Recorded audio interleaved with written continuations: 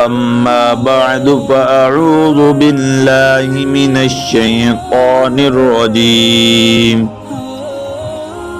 بسم اللہ الرحمن الرحیم۔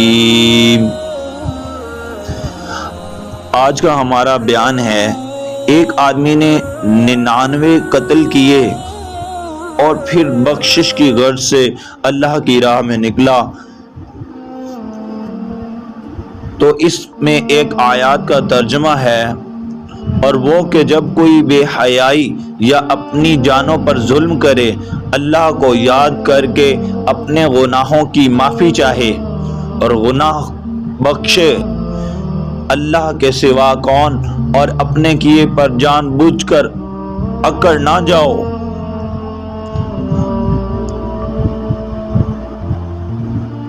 ایک روایت میں ہے، حضرت ابو سعید خدری رضی اللہ تعالی عنہ فرماتے ہیں، حضرت ابو سعید خدری رضی اللہ تعالی عنہ فرماتے ہیں کہ رسول اللہ صلی اللہ علیہ وسلم نے فرمایا کہ بنی اسرائیل کے ایک آدمی نے 99 قتل کیے تھے، پھر اس جرم کا حکم پوچھنے کے لیے وہ ایک راہب کے پاس آیا اور اسے پوچھا، کیا اب میری توبہ قبول ہو سکتی ہے؟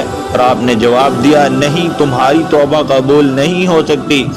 قاتل نے راہب کو بھی قتل کر دیا، لیکن دوسرے لوگوں سے بھی اس مسئلے کا حل دریافت کرتا رہا۔ ایک آدمی نے کہا کہ تو فلانی بستی میں چلا جا، وہاں تیری بخشش ہو سکتی ہے۔ وہ آدمی اس بستی کی طرف روانہ ہو گیا۔ ابھی وہ راستے میں ہی تھا کہ اچانک اسے موت آ گئی، اور اس کے مرنے سے پہلے اپنے سینے کو اس بستی کی طرف جھکا دیا۔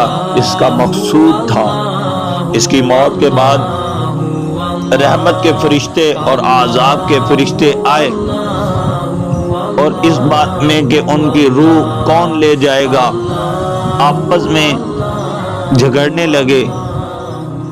تو جس بستی کی طرف وہ آدمی جا رہا تھا، اللہ نے اسے نزدیک ہونے کا حکم دے دیا، اور جس بستی سے وہ چل کر آ رہا تھا اسے دور ہو جانے کا حکم دیا۔ پھر فرشتوں سے فرمایا، اس کے مرنے کی جگہ سے دونوں بستیوں کا فاصلہ ناپ لو۔ تو ان دونوں بستیوں کے درمیان فاصلہ ناپا گیا۔ تو وہ جس بستی کی طرف جا رہا تھا توبہ کی غرض سے، اس کی طرف وہ نزدیک نکلا تو اس کی مغفرت فرما دی گئی۔ اس حدیث سے یہ معلوم ہوا کہ وہ آدمی جو اپنے گناہوں سے توبہ کرنا چاہتا ہے اور اس کے لیے کوشش کرتا ہے، تو اللہ تعالیٰ کی رحمت اس کے شامل حال ہوتی ہے اور اس گناہوں کی بخشش ہو جاتی ہے۔ توبہ کے لیے ان چیزوں کا ہونا ضروری ہے: اپنے گناہوں کا اعتراف کرنا، گناہ چھوڑنے کا پورا ارادہ کرنا، اپنے گناہوں پر شرمندہ ہونا، حقوق العباد کے تحت بندوں کے حقوق کو ادا کرنا، جیسے کسی کا مال لیا ہو تو اس کو واپس لوٹانا، یا کسی پر ظلم کیا ہو تو اس سے معافی مانگنا، رب کریم کی بارگاہ الہی میں آنسو بہانا۔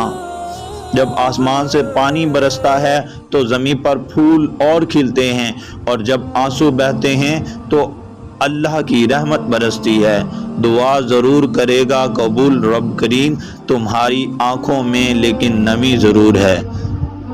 اللہ تعالی ہمیں گناہوں سے توبہ کرنے کی توفیق عطا فرمائے اور اچھے عمل کرنے کی توفیق عطا فرمائے۔ آمین یا رب العالمین۔